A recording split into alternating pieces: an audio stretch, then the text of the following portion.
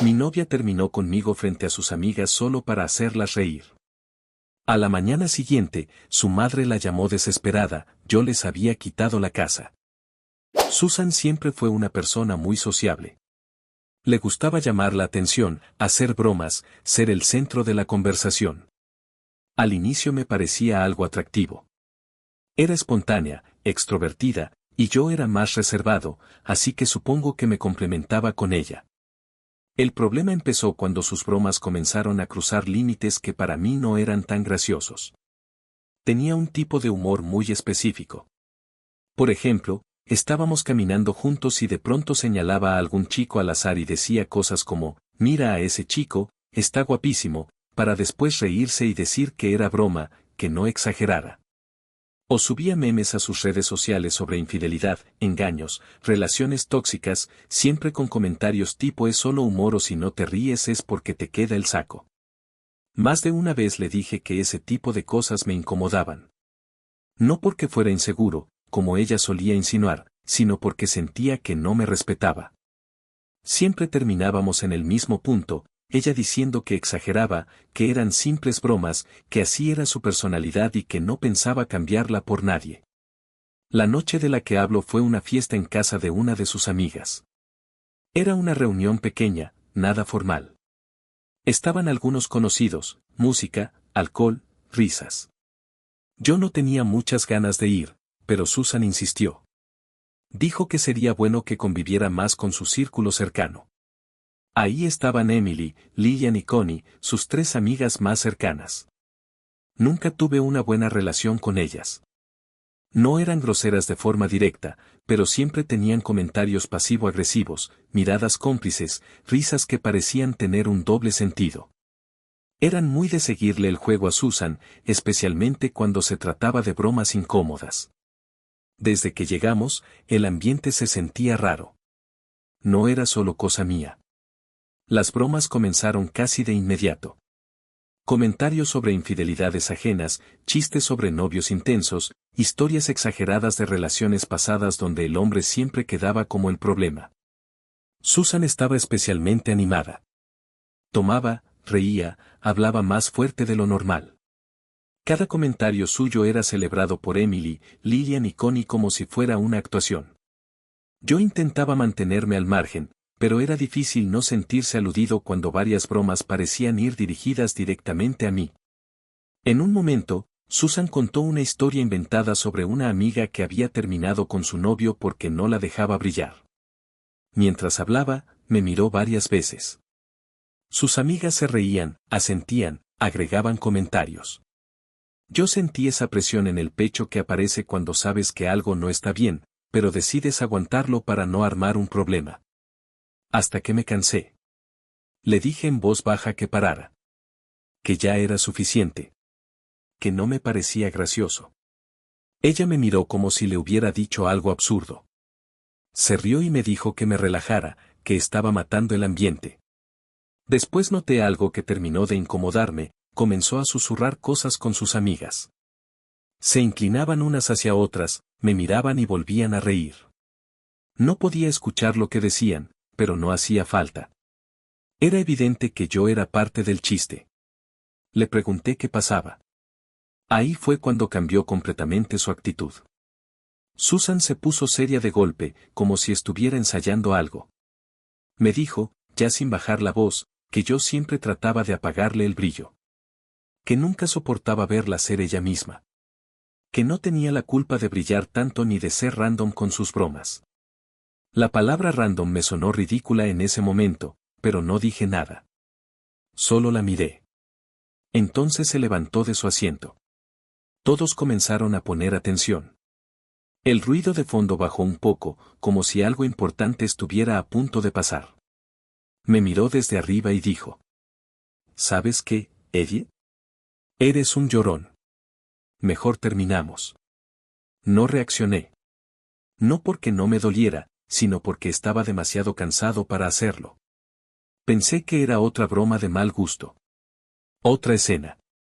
Ella frunció el ceño al ver que no decía nada. ¿Que terminamos, Eddie? Repitió, más fuerte. Emily, Lillian y Connie comenzaron a reírse. Risas abiertas, sin disimulo. Algunas personas alrededor también rieron, creyendo que era parte del show. Yo me levanté sin decir una sola palabra. Tomé mi chaqueta.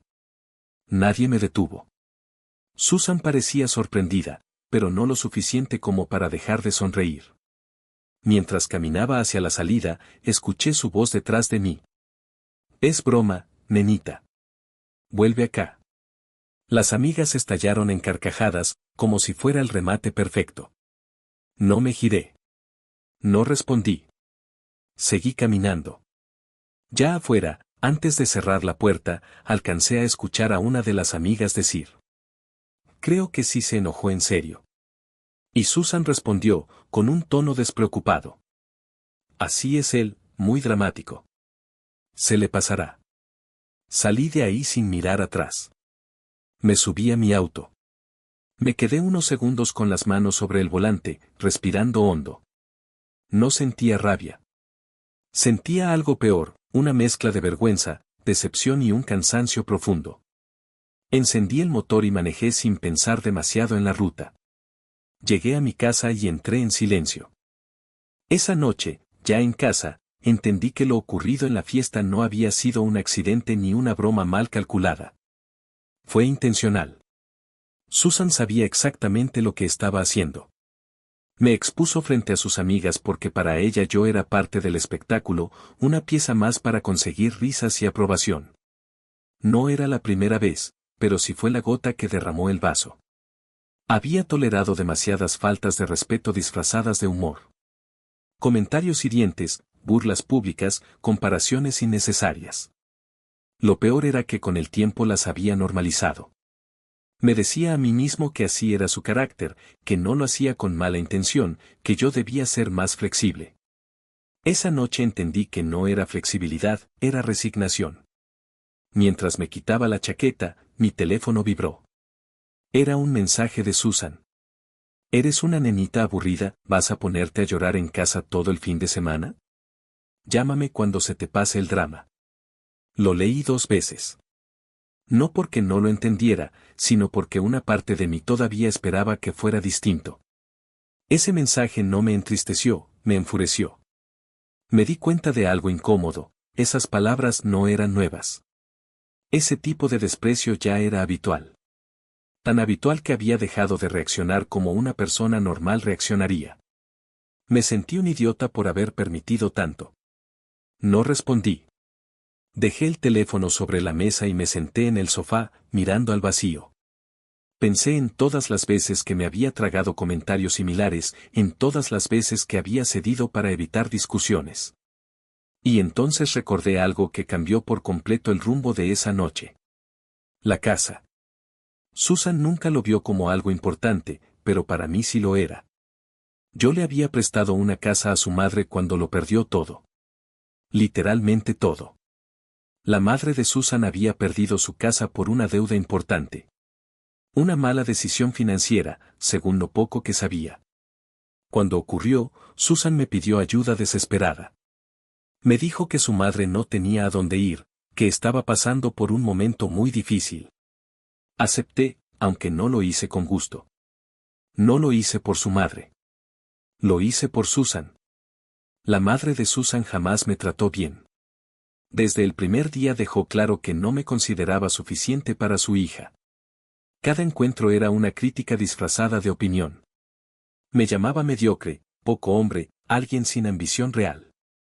Tenía una visión muy particular del mundo.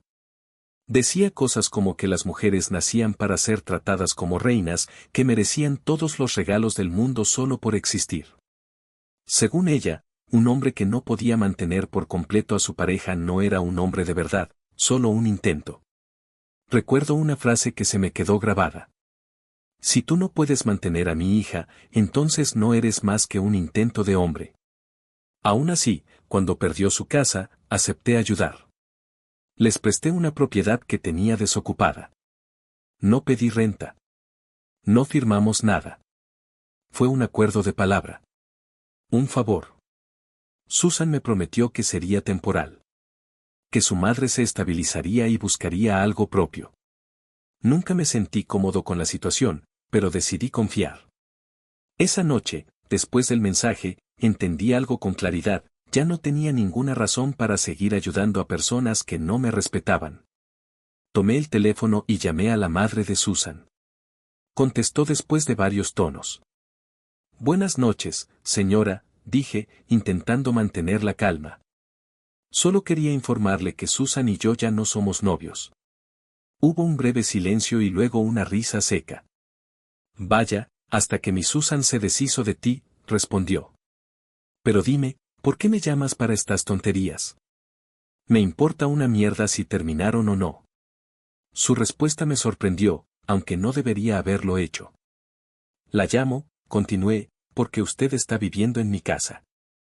Y como Susan y yo ya no somos nada, necesito la casa de vuelta. Se rió otra vez, esta vez con más descaro. Mi Susan es la que paga la renta de esta casa, dijo. Ella jamás dijo que tú se la prestaste. Me quedé en silencio unos segundos. Eso era nuevo. Señora, respondí, Susan le mintió. Esa casa es mía. Está a mi nombre. Y le estoy dando una semana para desocuparla. La risa se volvió burla abierta. Solo estás soñando, dijo. Eres un poco hombre intentando meterle miedo a una señora como yo. Vete a la mierda. Colgó. Me quedé mirando el teléfono. No sentí duda, sentí confirmación. Susan no solo me había humillado frente a sus amigas, también había mentido a su madre usando mi ayuda como si fuera mérito suyo. Ahí fue cuando decidí que no iba a dejarlo pasar. Llamé a mi abogado, Derek. Era un tipo audaz, directo, sin rodeos. Ya me había ayudado antes con temas legales y sabía que tenía experiencia en casos de desalojo. Le expliqué toda la situación desde el inicio, sin omitir detalles. Mira, hermano, me dijo, podemos hacerlo por la buena o por la mala. ¿Qué significa eso? Pregunté. La buena es ir por la vía legal tradicional. Presentar la denuncia, esperar notificaciones. Puede tardar días, incluso semanas. ¿Y la mala? A mí me gusta llamarla el método Derek. Eso no me tranquilizó. ¿Y cuál es ese método?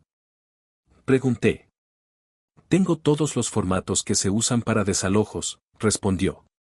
Puedo imprimir unos cuantos papeles muy parecidos a los originales, llevar a unos chicos que trabajan conmigo y mañana mismo esa mujer está fuera de tu casa. Guardé silencio. Sabía que no era lo correcto. Sabía que era una línea peligrosa. Pero también sabía que la madre de Susan no se iría por las buenas y que Susan estaba convencida de que nada tendría consecuencias. ¿Estás seguro? Pregunté. Tan seguro como que esa casa es tuya, respondió Derek. Tú decides. Acepté. No sin dudas, pero acepté. En ese momento yo vivía en un departamento que también era de mi propiedad. Susan vivía conmigo desde hacía más de un año. Nunca lo vimos como algo formal, simplemente ocurrió.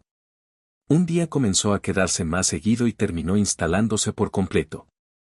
Yo no me opuse.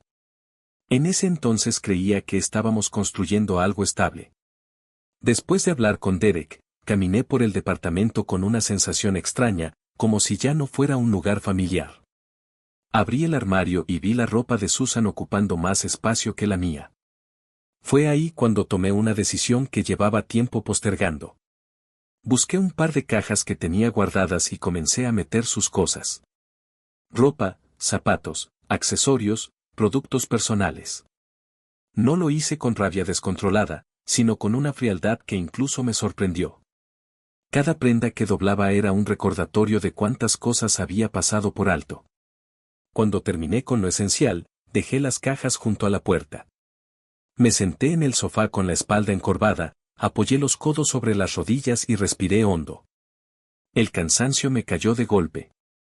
Sin darme cuenta, me quedé dormido ahí mismo. Desperté sobresaltado cuando sonó la alarma. Eran las 6 de la mañana, la misma hora a la que me despertaba todos los días para ir a trabajar. Miré el techo durante unos segundos, tratando de ubicarme. Recordé todo de inmediato. La fiesta, el mensaje, la llamada con la madre de Susan, la conversación con Derek. Sabía que ese no iba a ser un día normal. Tomé el teléfono y me reporté enfermo en el trabajo. No tenía la energía mental para enfrentar una jornada laboral sabiendo lo que estaba por pasar. Además, intuía que el día sería largo. Me levanté, preparé café y me senté a esperar. Susan podía llegar en cualquier momento. Antes de que eso ocurriera, llamé al portero del edificio. Si Susan intenta entrar, le dije, no la deje pasar sin avisarme antes. El portero dudó un segundo, pero aceptó. No preguntó nada más. A las 7 en punto, mi teléfono vibró. Era una videollamada de Derek. Contesté. La imagen mostraba la fachada de la casa que le había prestado a la madre de Susan. Derek estaba ahí, con un par de hombres detrás de él. Eddie, aquí estamos, dijo. Intentamos dialogar con la señora, pero no cede. Vamos a comenzar con el desalojo, pero antes debo pedirte permiso para, ya sabes, derribar la puerta. Lo miré sin responder de inmediato. Una parte de mí no podía creer que esto estuviera pasando de verdad. Hazlo, dije finalmente. Derek sonrió, como si esa fuera su parte favorita del trabajo. Muy bien, muchachos, dijo, girándose. Traigan el mazo. Uno de los hombres apareció con un mazo grande, pesado. Se colocó frente a la puerta. Yo observaba todo desde la pantalla, con una mezcla de incredulidad y tensión. El primer golpe resonó fuerte. Sentí un nudo en el estómago. En ese momento, la videollamada se cortó. Mi teléfono comenzó a sonar de inmediato. Era Susan. Contesté. ¿Qué haces, idiota?, gritó. Mi madre me llamó llorando. Dice que unos tipos le dijeron que debe dejar la casa hoy mismo. Me dijo que empezaron a golpear la puerta.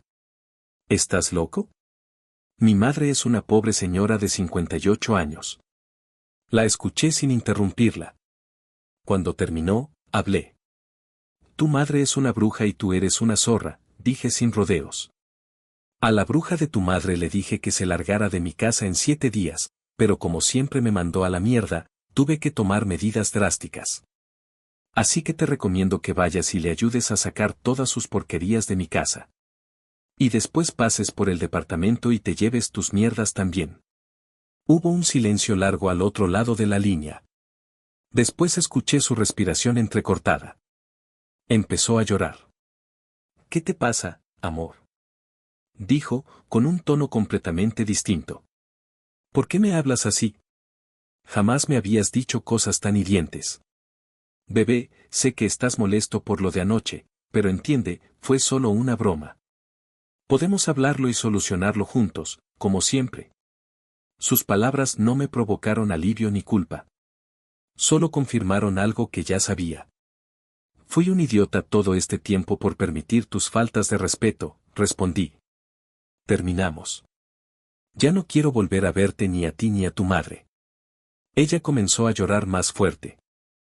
Amor, por favor, suplicó. No tienes que hacer esto. Estás alterado. Diles a los tipos que se vayan. Yo ya voy al departamento para que hablemos. Susan no tardó en llegar al departamento. Mucho menos de lo que esperaba. Más tarde supe que el portero simplemente la dejó pasar sin avisarme, o quizá ni siquiera intentó detenerla. El caso es que apareció de la nada. Estaba de pie en la sala cuando escuché la puerta. Antes de que pudiera reaccionar, ya la estaba abriendo con su llave. Entró con el rostro alterado, respirando rápido. Miró alrededor y lo primero que vio fueron las cajas apiladas junto a la pared. Amor, tranquilo, dijo, bajando el tono de inmediato. Cerró la puerta y caminó hacia mí como si nada hubiera pasado. Extendió los brazos para abrazarme. Yo di un paso atrás y levanté la mano. Largo, le dije. Tomas tus cosas y te vas. Se quedó quieta unos segundos, evaluándome. Luego suspiró, como si yo fuera un niño difícil. Todo esto es culpa de ese jefe que tienes, dijo. Ese maldito te está explotando. Tienes demasiado trabajo y demasiadas cosas en la cabeza. Necesitas un respiro, amor. Se acercó a la cocina. ¿Qué tal si te preparo algo de comer? Continuó. Luego te hago un masajito y vemos qué otra cosa puedo hacer para complacerte y sacarte todo ese estrés. Sonrió de una forma que ya conocía bien. Una sonrisa ensayada. Me tocó el brazo con suavidad, como si nada de lo ocurrido existiera. No quiero nada de ti, respondí, apartándola. No se rindió. Bueno, dijo, ladeando la cabeza, entonces creo que pasaremos directamente a sacar ese estrés. Hazme lo que quieras. Sabes que no me importa si eres un poco rudo, si eso te ayuda a liberar todo lo que traes encima. Me miró fijamente, segura de que esa siempre había sido su carta final. La miré incrédulo. ¿Ves en serio? Pregunté. Entonces no me equivocaba cuando dije que eras una zorra. ¿De verdad quieres solucionar esto con sexo? Su expresión cambió al instante. Se irguió, los ojos llenos de furia. Sin decir nada, levantó la mano y me dio una bofetada. No me vuelvas a llamar así, idiota, gritó. Para esta mierda ahora mismo o te juro que te arrepentirás. Se acercó más, invadiendo mi espacio. Inventaré algo para que te encierren en la maldita cárcel, continuó. Sabes que lo haré. Diré que me golpeaste. Soy capaz de golpearme yo misma y decir que eres un maltratador. No levanté la voz. No me moví. Justo lo que quería, dije. Saqué el celular del bolsillo y lo levanté frente a ella. Todo esto quedó grabado, añadí. Audio claro. Ya se lo mandé a mi abogado. Su rostro se quedó blanco. Abrió la boca, pero no salió ningún sonido. Luego su expresión se deformó en rabia. Maldito, dijo. Se abalanzó sobre mí y comenzó a golpearme con los puños. Me empujó contra el sofá, me lanzó manotazos desordenados. No respondí. Solo la aparté lo suficiente para que no pudiera seguir encima de mí. Espera, le dije. Aún no acaba el show. Marqué a Derek y activé la videollamada. Contestó casi de inmediato. La imagen mostró la casa. La puerta ya estaba abierta. La madre de Susan aparecía en cuadro, intentando golpear a Derek mientras gritaba incoherencias. Detrás de ella, en la acera, estaban todas sus cosas tiradas, muebles, bolsas, cajas, ropa. Todo en la calle. Y eres un desgraciado. Gritaba la mujer.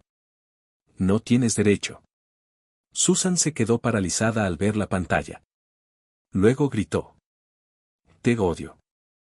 Me gritó con una voz que no le había escuchado nunca. Corrió hacia las cajas que estaban en el departamento, tomó varias como pudo, apretándolas contra su pecho. Abrió la puerta de golpe y salió sin mirar atrás. El departamento quedó en silencio. Minutos después de que Susan saliera del departamento cargando sus cajas, mi teléfono volvió a sonar. Era Derek otra vez. Contesté y activó la videollamada. Esta vez me mostró la casa por dentro con más calma.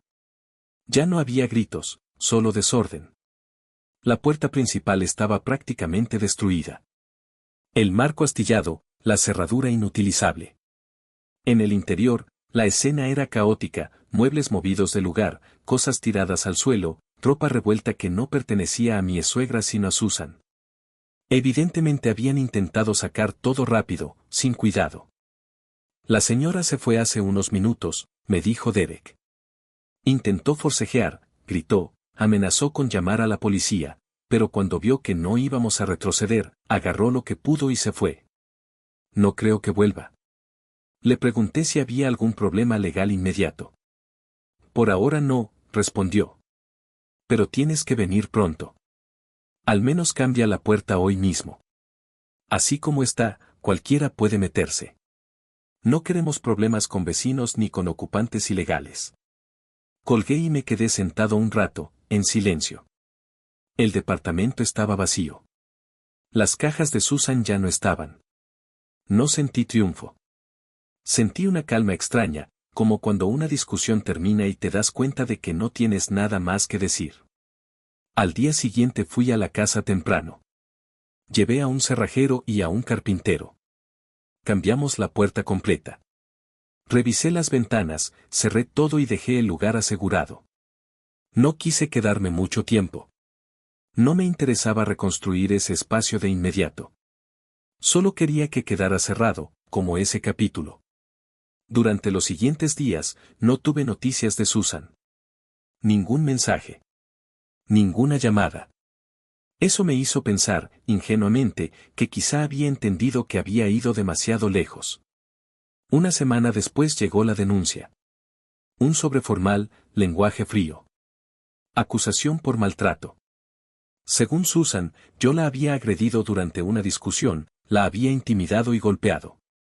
Describía una versión completamente distinta de los hechos, donde ella era una víctima indefensa y yo un hombre violento que perdió el control. No sentí pánico. Sentí confirmación. Llamé a Derek de inmediato y le envié la notificación. Era cuestión de tiempo, me dijo. Tranquilo, esto no es un problema, es una oportunidad. Nos reunimos ese mismo día. Le entregué el audio completo, sin cortes. Escuchamos juntos la parte donde Susan decía con total claridad que era capaz de golpearse sola para acusarme. Derek sonrió con calma profesional.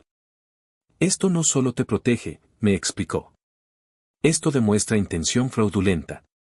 Es grave para ella. Además, documentamos todo lo demás. Las marcas de la bofetada seguían visibles días después. Fui con un médico, levantamos un informe, tomamos fotografías. Derek presentó eso como evidencia y, en lugar de solo defendernos, interpuso una contrademanda por agresión y falsa acusación. El proceso fue más rápido de lo que esperaba. Cuando Susan fue citada y se le presentó el audio, su actitud cambió por completo. Intentó decir que estaba alterada, que lo dijo sin pensar, que no hablaba en serio. Pero las palabras estaban ahí. Claras. Grabadas. Su versión comenzó a desmoronarse. Cambió detalles. Se contradijo. En un punto incluso intentó culpar a su madre, diciendo que ella la había presionado. Nada funcionó. El caso terminó con un acuerdo. Susan tuvo que pagarme una compensación económica. No fue una suma exagerada, pero sí suficiente para cubrir los gastos legales, las reparaciones de la casa y el tiempo perdido. Más que el dinero, lo que importó fue el cierre formal. La confirmación legal de que yo no había hecho nada malo. Nunca volví a verla después de eso. Con el paso de las semanas, comencé a procesar todo con más claridad. Me di cuenta de que el problema no empezó en la fiesta ni terminó con el desalojo. Empezó mucho antes, cuando acepté pequeñas faltas de respeto pensando que no eran tan graves. Cuando confundí amor con aguantar. Susan no me perdió esa noche. Me había perdido mucho antes, solo que ninguno de los dos lo había aceptado. Hoy vivo solo. El departamento volvió a sentirse mío. No hay tensión, no hay bromas incómodas, no hay miedo a decir algo que pueda usarse en mi contra. La casa sigue cerrada, eventualmente decidiré qué hacer con ella. No escribo esto para que me aplaudan ni para quedar como héroe. Escribo esto porque sé que hay personas leyendo que están normalizando cosas que no deberían. Burlas constantes, humillaciones públicas, amenazas disfrazadas de juegos. Si algo aprendí de todo esto es simple. Quien te quiere no te ridiculiza para hacer reír a otros. Y quien te amenaza con destruirte, no está bromeando.